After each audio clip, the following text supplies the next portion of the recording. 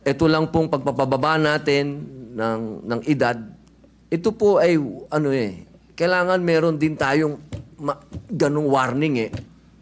May kakulangan hindi sa batas kung hindi sa implementasyon niya ito. Kayo ang nasa posisyon ng akusado, ako naman ang nasa posisyon ng biktima. Na siya ay para doon sa mga biktima at ako naman ay para doon sa mga akusado. Hindi po. At sabi naman nyo, sa batas ninyo, malinaw ang parusa. Ang problema po, hindi yan ang nangyayari sa ground. Magandang araw sa kanila lahat. Kung maaari po bang magtanong ng ilang mga katanungan sa ating nagbigay ng kanyang privilege? Opo. Unang-una, nagpapasalamat tayo na ito'y naisiwalat ng ating kasamahan sa Senado, yung usapin ng Juvenile Justice Welfare Law of 2006 and amended noong 2013. Una sa lahat, tayo ay nakikiisa sa kanya sa usapin ng pangangailangan ng hustisya, lalo na sa mga naging biktima ng mga krimen o kaya mga kilos ng mga kabataang nasasangkot o minor de edad na nasasangkot sa criminal activities. Tama lang na dapat ang mga nagkasala ay nananagot.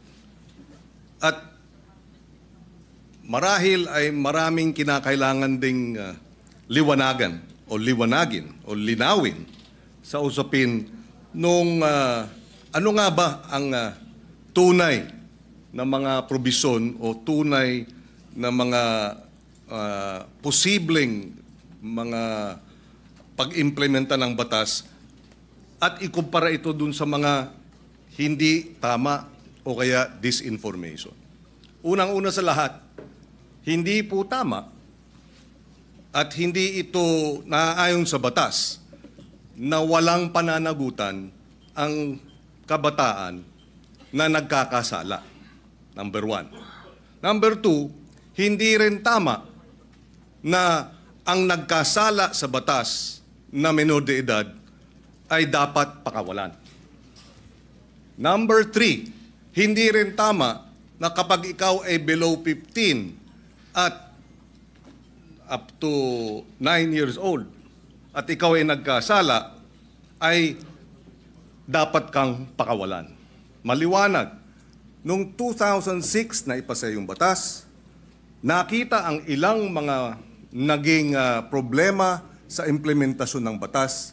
Kaya noong 2013, ito ay inamendahan under the chairmanship then of now Senate President Chis Escudero. He was the chairperson of the Senate Committee on Justice. Ngayon, siguro isang tanong. Ang unang tanong, maaari bang masabi na oo, may kakulangan ng batas, ngunit mas marami ang kakulangan sa implementasyon kaysa sa batas mismo? Una po, linawin ko po sa ating kaibigan, Senator Kiko Pangilinan, wala po akong sinabi na kulang ang batas. Ang sabi ko po ay napakaganda ng batas na ito. Hindi lang po siya napapanahon ngayon.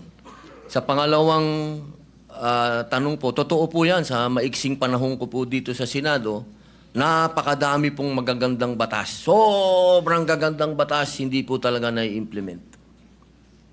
Hindi lang po sa usapin na ito. Usapin lang ng agrikultura, number 1 na yun. Public information, number 2 na yun. Pero ito pong tanong nyo po, totoo po yan. Implementasyon ang kulang. Pero alam nyo naman po sa buhay ng... Ito lang po, opinion ko lang po ito, no?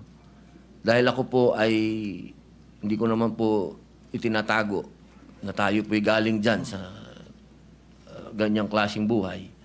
Yung mga ganito po kasi, alam nyo, minsan iisipin natin ang mga kriminal bobo, kriminal tanga, kriminal walang isip. gusto ko pong sabihin sa inyo, nagkakamali po tayo. Yan ho ang mga pinaka may brilliant mind, ano? Kung gusto nilang gumawa ng krimen at gusto nilang gamitin po talaga yung mga bata, talaga pong magagamit po nila. Kaya ulitin ko po, Senator Kiko, wala po akong nakitang hindi maganda sa batas po ninyo. Ako po'y naniniwala dito sa batas po ninyo. Kaya lang po, kailangan po natin mag-adjust po sa panahon po ngayon. Maraming salamat sa paliwanag at sa kasagutan. Kanina nabanggit nung in-interview na kabataan na kaya nila ginawa yung batas, yung kriminalidad. Kaya sila gumawa ng krimen ay dahil hindi sila mapaparusahan. Tama yun, hindi ba? Tama yung yung bitiw na salita. Tama ba yun sa ilalim ng batas na pag sila gumawa ng kriminalidad o krimen ay hindi sila mapaparusahan? Sa usapin po ng kasi ganito po 'yan, no? Napakaganda po nung inyo pong katanungan. Ang bata kasi kahit sila lalahatin ko na po, ano? Kasi ganito 'yan Pagka sinabi mong pananagutan, ang kaduktong po nun dapat may parusa. Kasi kung pananagutan, oo, may pananagutan, sinabihan siya, ginawa mo 'yan. Kaya ganito muna ang mangyayari sa'yo, dadaling ka muna dito sa Bahay Pag-asa, dadaan ka dito sa matinding intensive na masasabi nating psychological and moral and lahat na po, no? Sabihin natin. Alam niyo po, Senator Kiko, sa 3 years and a half ko po sa Bilibid, hindi ko naman po nila lahat, ano? Pero wala na pong pinakamagagaling na artista kundi kriminal. Kapag kaharap niyo po yan, lahat ng drama, lahat na po, sabihin niyo po, lahat ng kalungkutan, lahat ng pinagdadaanan niya, sasabihin sa inyo. Pero pag talikod po ng nag-i-interview dyan, o halimbawa ng empleyado, yung sabihin gwardiya, o ng probation officer, pag talikod po nun, pagbalik niyo sa selda, bubuksan yung wallet niya, papakita sa iyo yung dyaryo, ito ang pinatay ko, pare. Ganyan po ang criminal mind. Hindi ko naman po inilalahat. Pero pagka sinabi po natin kasi ng pananagutan, dapat nagbabayad ka ng kasalanan. Hindi lang binasa sa'yo. Hindi yung parang gumawa ka ng isang karumal-dumal na krimen, ito po nakita ko po ito dahil ako po ay kagyat na pumunta sa Camarines Norte nung ni-rape nila yung batang ano po ito Senator Kiko magkakaibigan po ito. Yung babae ni-rape nila, binidyo nila, lahat, pinatay, lahat po, binidyo, hanggang naagnas yung bata, binidyo. Pagdating po, kasama po ako doon, nung dinala po doon sa Bahay Pag-asa, ang sabi nung bata, hahantingin ko kayo, sabi doon sa mga, papatayin ko kayo, sabi doon sa mga pulis. Ilang taon yung batang yun? 13 po. At ilang taon yung grupo sila, hindi ba? Grupo po. 13, 15, yung isa po 16. Yung bata pong ni-rape nila, 13 din. Yes. Okay. Kaya ako tinatanong yun dahil yung bitiw na salita ng bata dito sa video na sinasabing ginawa namin ng krimen dahil alam namin hindi kami mapaparusahan ay maling impormasyon. Hindi tama na hindi sila mapaparusahan. At yung mga edad 16, 15, oo, menor de edad, pero maliwanag sa batas na maaari silang litisin bilang mga nasa hustong gulang na kapag napatunayan na meron silang discernment. At ang katunayan niyan, yung magwad killings, dahil sila ay menor de edad nung naganap, pero sila ay 16 at 17, sila ay nilitis bilang mga nasa hustong gulang at sila ay nakakulong ngayon. In other words, hindi tama yung sinasabi na dahil menor de edad, hindi pwedeng parusahan. Dahil yung dalawang involved sa magwad killings, pinarusahan. Nakakulong ngayon. Yun ang puntong isa. Ayaw nating mangyari ang mga ito. Dapat lang mabigyan ng hustisya ang mga biktima ng karumal-dumal na krimen na galing sa menor de edad. Subalit hindi tama pag sinabing kapag menor de edad dapat pakawalan, number one, dahil pag pinakawalan yan, labag sa batas yan, at dapat parusahan yung mga nagpapakawala ng mga menor de edad na nagkasala. Yan ang batas.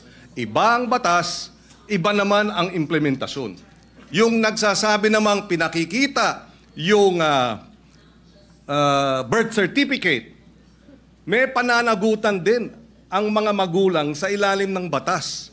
At yung mga nagsasabing ginagamit ng mga bata, may pananagutan din sa nasabing batas. In fact, ang parusa dun sa mga gumagamit ay yung maximum na maaaring maging parusa dun sa krimen na isinagawa ng mga bata at ginamit ng mga sindikato. Ito'y madaling sabihin. Parusahan yung bata, ginagamit ng mga sindikato. Bakit hindi habulin yung mga sindikato? Kasi mas madaling parusahan yung bata. Mahirap parusahan yung mga sindikato. Dahil yun makapangyarihan. Yung bata, vulnerable. Ginamit na ng mga sindikato, exploited na, biktima na, dahil ginagamit at kinakasangkapan, at mabibiktima ulit ng Estado dahil kailangan silang parusahan at ikulong. Kaya kinakailangan marahil ay balansehin natin. Sa usapin ng unang-una, yun nga ba talaga ang sinasabi ng batas? Allow me to read some of the provisions. Parents shall be liable for damages unless they prove to the satisfaction of the court that they were exercising reasonable supervision over the child. Ibig sabihin, may pananagutan ang mga bata, ang mga magulang. Meron ding maliwanag na usapin. Pananagutan ng mga gumagamit sa bata, Section 20C. Any person who in the commission of a crime makes use, takes advantage of, or profits from the use of children, including any person who abuses his authority over the child, shall be, or instigate the commission of the crime, shall be imposed the penalty prescribed by law for the crime committed in its maximum period. So kung ginamit sa droga, maximum sentensya sa usapin ng illegal na droga ang ipapataw dun sa mga magulang o sa mga adults, sa mga sindikato na gumagamit sa mga bata. Again, ihiwalay natin yung implementasyon ng batas. Kung mayroong mga kakulungan, dapat managot sila. Pero iba naman ang batas mismo. Opo, katulad po ng sinabi ko kanina, wala po akong nakitang hindi maganda po sa batas po na ginawa po ninyo. Sa umpisa pa lang po ng aking talumpati, ay yan na po kagad. Sinabi ko po ay napakaganda. Yun lamang po sa usapin, doon lamang po sa edad. At yun po talaga ang aming intensyon na bumaba po ito. Dahil sa nakita naman po natin, talagang yung mga nakakagawa po ng krimen ngayon ay nasa ganung edad na po. Huwag niyo pong isipin na ang aking amenda ay para guluhin o sirain ang honor ng batas po na yan. Hindi po. Ako po ay isang ayon dyan. Yung lamang pong provision na yun. Kailangan lang naman po talaga nating pag-aralang mabuti dahil sa ngayon po talaga aming ginagalang at mahal na Senador Kiko Pangilinan, iba po kasi ang pinanggagalingan natin. Kayo po ay magaling na abogado. Kayo po ay nasa, medyo ironic lang kasi kayo ang nasa posisyon ng akusado. Ako naman ang nasa posisyon ng biktima. Pero iisa lang po yung ating mithiin, proteksyon na ng mga bata. Bata. Opo. Pero yung mga nakagawa po ng mga heinous crime, hindi ko po talaga matatanggap na tatawagin nating mga bata itong mga ito. Tama po yan. At kaya nga nakalagay din sa batas, kung sila ay kumilos at magkaroon ng discernment at kumilos na parang mga tulad ng mga nasa hustong gulang na, from 18 to 15, dapat litisin bilang mga nasa hustong gulang na. At yung 15 and below naman, pagka serious offenses, pwede silang mandatory confinement for a period not less than 1 year. Ibig sabihin, sila ay involuntarily confined for a period of not less than 1 year.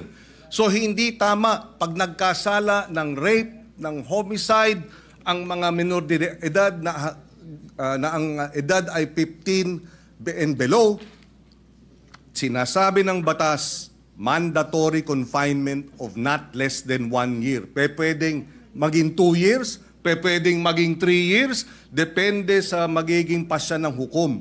Pero hindi tama na sabihin, pagka 15, 14, 13, 12, nag-rape, dapat pakawalan. Labag sa batas yun. Ngayon, nais ko rin ipaliwanag at ilagay sa records po natin, narito si Senator Sherwin Gatchalian.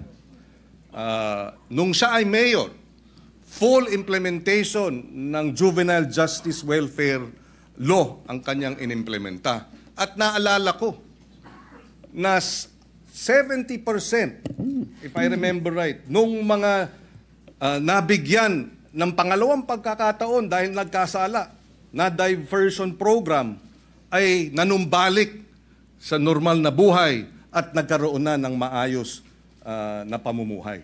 In other words, nais din natin malaman pagdating sa committee hearing, dito sa batas na ito, ilan ang mga nakinabang at nagkaroon ng pangalawang pagkakataon at nagbago ng buhay. Dahil yun naman ang kabila nung sinasabing benepisyo at kahalagahan ng batas na ito. Dahil kung wala ang batas na ito, lahat ng mga nagkasala, diretso sa kulungan, kahit 9 years old, at isasama sa mga hardened criminals. Pero dahil sa batas na ito, hindi na hinahalo sa hardened criminals, sila ay inilagay sa isang diversion program. And Senator Win Gatchalian, in fact, I remember during the debates in his first term, was supportive of adding budgetary support for the full implementation of this law. Kaya we welcome this opportunity to debate this dahil dalawa ang punto rito. Merong mga biktima na dapat talagang tugunan at bigyan ng suporta dahil sila ay biktima ng mga nagkasalang minor de edad. In fact, on record, may pananagutan ang DSWD sa mga pamilya ng biktima. Nakalagay yan sa batas na kinakailangan bigyan ng assistance, counseling ng DSWD ang pamilya, kamag-anakan ng mga naging biktima ng karumal-dumal na krimen at iba pang mga kriminalidad na kilos ng mga minor de edad. And therefore, we welcome this opportunity na magkaroon talaga ng diskusyon, makita ang maganda sa batas, makita ang kakulangan sa implementasyon, at tingnan din natin itong usapin ng lowering of the age. Ako, ang punto ko, palagay ko, masyadong mababa ang 10 years old.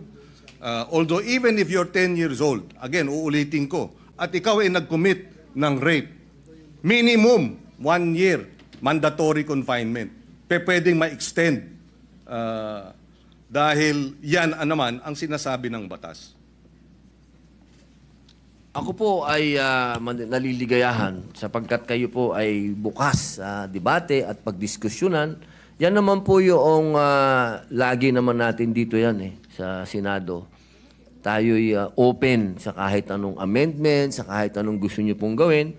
Ang kailangan lang po natin talaga, katulad po nung sinabi ng aking talumpati kanina, kailangan po itong marinig, kailangan itong pag-usapan, kailangan ang mga biktima ay marinig din sa komite. Kung ito po ay pag-uusapan na sa komite ni Senator Alan Peter Cayetano, mas maganda din po na marinig din sila. Alam nyo, mahal na kaibigan, Senador Kiko Pangilinan, yung pagkakataon na ang kabataan po natin sa ngayon, kapag sila ay nakita nila kasi na tayo easy-easy lang. At alam naman natin na kayo po mismo ang nagsabi, may problema sa implementasyon at napanood pa nila ngayon yan. Nako, lalo na naman lalakas po ang mga loob ng mga sindikatong bata. Ako po'y kanina, habang nag-uusap po kami ng aking legis, sabi ko sa kanila kanina, alam niyo kung yung mga brilliant mind na mga criminal minds na yan, kung ito ay kanilang i-exploit, talagang mag-aalaga ka talaga ng mga batang wala na sa kanilang pag-iisip. Ito lang pong pagpapababa natin ng edad, ito po ay kailangan meron din tayong ganung warning na sana po buksan din po natin ang isip natin sa usapin ng kailangan na. Hindi po wala kang kailanman nasasabihin sa inyong ako'y kontra sa mga bata o ano, hindi. Doon lang ako sa karumal-dumal, doon lang ako sa hinus.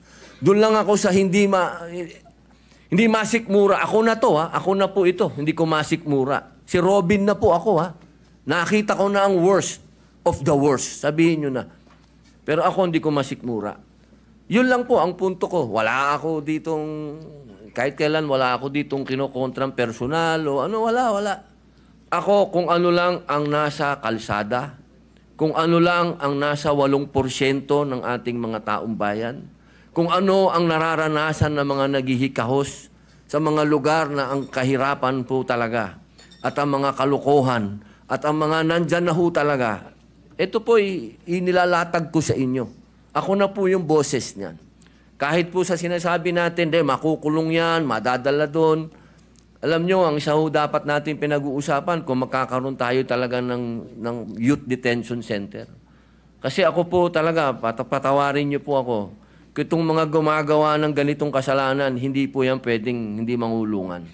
At sinasabi nyo po, nandyan sa batas nyo yan, naniniwala po ako na dapat silang mangulungan talaga. Ang problema, hindi po nangyayari. Hindi po talaga.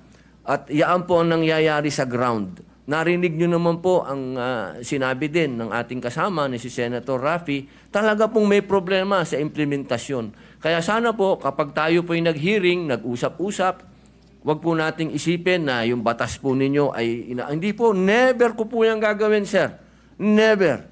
Ako po, gusto ko po magtulungan po tayo para masaayos po natin kung ano ang future ng ating mga kabataan, kung saan ang direksyon po nila. Katulad po ninyo ako, sumasama po ako sa inyo. Yun lamang po, ang dala ko po sa inyo ay point of view ng ibang naratibo naman.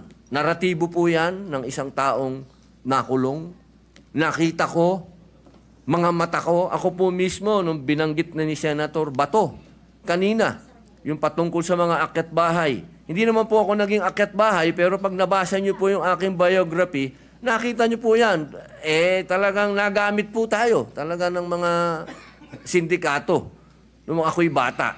Kaya alam ko po ang pasikot-sikot talaga ng mentalidad na to. Kaya sana po, sa usapin na yon, makinig din po kayo sa akin. Total, malinaw naman po na tayo po ay binigyan ng pahintulot ng konstitusyon. Ang sabi, hindi naman lahat pwede kayo abogado dyan. May iba't iba kayong pwedeng magsasaka, pwedeng artista, pwedeng ex-convict. Dahil naniniwala ang saligang batas na lahat po tayo ay may mako-contribute dito, sa plenaryo na to, dito sa institusyon na to. At ito po ang aking pinaniniwalaan. Ito po siguro ang magiging contribution ko sa inyo. Nasabihin po sa inyo kung ano talaga ang estado ng ating criminal mind. Kasi talaga po yan, talaga po Wala na po tayong magagawa. Tanggapin na natin na nandito yan at paano natin naharapin. Sabi nga po, oo, pwedeng maging deterrent, pwedeng hindi. Ang kailangan lang po talaga ay malinawan natin na may parusa. At sabi naman nyo, sa batas ninyo, malinaw ang parusa. Ang problema po, hindi yan ang nangyayari sa ground. Kaya kailangan po talaga nating revisahin. Kailangan po natin talagang pag-usapan. Kailangan po nating upuan. Kailangan natin itong pag-usapan ngayon na. Huwag nating i-delay. Ang hinihiling po natin, mag-hearing na. Pag-usapan na po ito dahil nangyayari na po natin. Dahil kailan lang yung rape doon sa Quezon City na pinatay yung bata na 8 years old. Ngayon may kinukwento si General Bato po, si Senator Bato na may pinatay lang na pinasok doon sa bahay. Scholar, sinaksak. So, sunod-sunod na po ito, sir. Yun lang po akin na sana ito pong sinabi po ninyo na tatanggapin nyo po lahat. Pag-usapan na po natin sa hearing at dito po sa entablado at magkasundo na po tayo para yung taong bayan po, alam nyo naman po, siguro naman naniniwala naman po ako na pwede tayong mag-meet sa gitna. Pag-usapan natin to. Wala naman pong hindi nakukuha sa pag-uusap. Ang kailangan lamang po tanggapin natin na may problema sa ngayon ang kabataan dahil sobra na pong bata ang mga nakakagawa ng heinous crimes. Yun lang po yun. Wala po kong gusto sa inyong diskusyonan. Opo. Kami nagpapasalamat na nabanggit ni Senator Padilla itong usapin nga ng nariyan sa batas na dapat may parusa, angkop sa pagiging menor de edad. At meron naman talaga. Pwede talagang manatiling confined involuntarily, mandatory confinement for many years. 2-3 years pwede yan kung ikaw nagkasala bilang menor de edad. At nabanggit din niya, pero hindi ito ang nangyayari sa baba. So baka ang problema ay sa halip na amendahan yung batas, ipatupad ng tama yung batas. Pero ganun pa man, pakikinggan natin ang magkabilang panig. Ako'y naniniwala na ang kakulangan talaga is the implementation of the law rather than amending the law. Dahil pagka na-implementa ng tama, within 24 hours ng report, dapat ang batang involved sa serious offenses ay idadala na para sa mandatory confinement. Mabilis ang hinihiling ng batas na kilos ng gobyerno. Pag hindi ginawa yan, hindi yan problema ng batas, problema ng implementasyon. Kaya tayo ay bukas makinig, tayo ay bukas dun sa mga minumungkahi, pero ang ating paniwala, ang ating obserbasyon ay mukhang may kakulangan hindi sa batas kung hindi sa implementasyon niya ito. Dahil uulitin ko, yung mga 12 to 15 na nag-serious offenses, hindi dapat pinapakawala. Yan. At mayroong parusang angkop sa edad nila. At maaari silang manatiling naka-confine involuntarily. Ibig sabihin, wala silang karapatang lumabas. Their liberties are limited by at least 1 year and it can be even more. And finally, siguro, kailangan lang ipaliwanag, hindi po tayo kumbaga, ang sinabi kasi ng ating butihing senador, na siya ay para doon sa mga biktima at ako naman ay para doon sa mga akusado. Hindi po. In fact, yung amendment natin sa batas na ito ay dapat bigyan ng assistance, suporta, counseling ng DSWD ang pamilya at kamag-anakan ng mga biktima.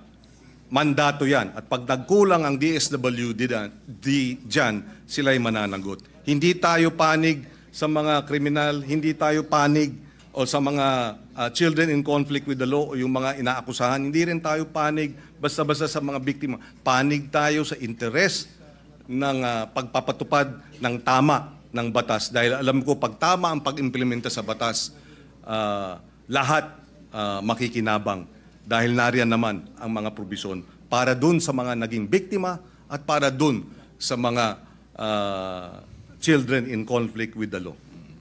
Maraming salamat po. Opo, ako po'y natutuwa at nanggaling po sa ating mahal na senador na open po siya sa pagdiskusyonan to.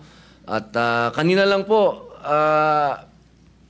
nabanggit niyo po kanina, parang open na kayo mag-amenda tapos binawin niyo. Doon lang po ako naguluhan. Pero sana po, pag-usapan na lang po natin. Maraming salamat po sa inyo.